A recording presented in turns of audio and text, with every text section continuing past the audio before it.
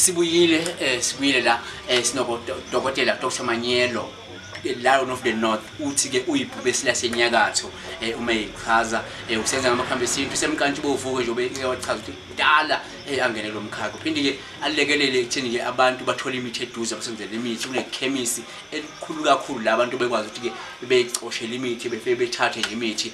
abafuna nje imithi abanolwazi lemithi azu kanye ufuna umuntu othile uyakwazi ukulona kodwa namhlanje esingubheka lesobheka nje amaphupho ambalwa ukuthi ngabe incezelo zawo zithi dokotela sikubingelele asikhulume la dokotela umuntu ophupha inyoka the meaning yephupho uphupha umuntu udahwa inyoka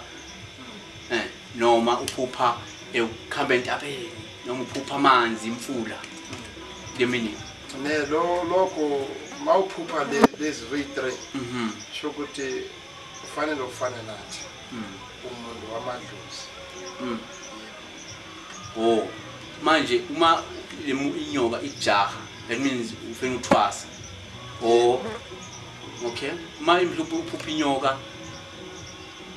nje ayijahi ihle lapha yana nakhona still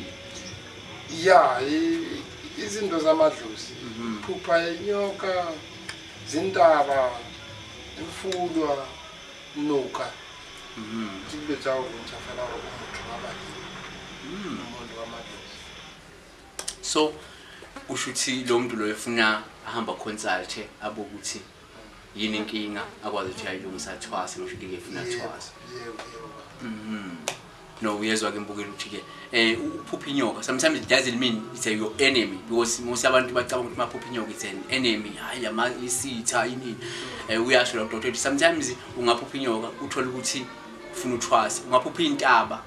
uthola ukuthi hayi ucathi symbolize difficulty ongathi ubhekana nayo hard times but told no kahlena azisho your hard time but zisho ukuthi ufuna uthwasa uphupha amanzi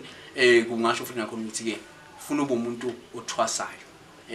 ezinye zezinto kodwa ke okubalekile ukuthi ngasonke isikhathi umuntu namaphupho athize consulta ubone ukuthi le maphupho lawo ithini meaning ngoba singalichaza iphupho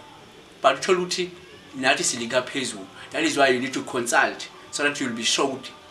the meaning of yalelo phupho lelo iyini egcineni kwakonke ungakhohlwa ke ukusubscribe yona ngichannel dokotela sibonga kakhulu isikhathi sakho abantu abakubonikeza inombolo bazokwazi ukuthinta 079 535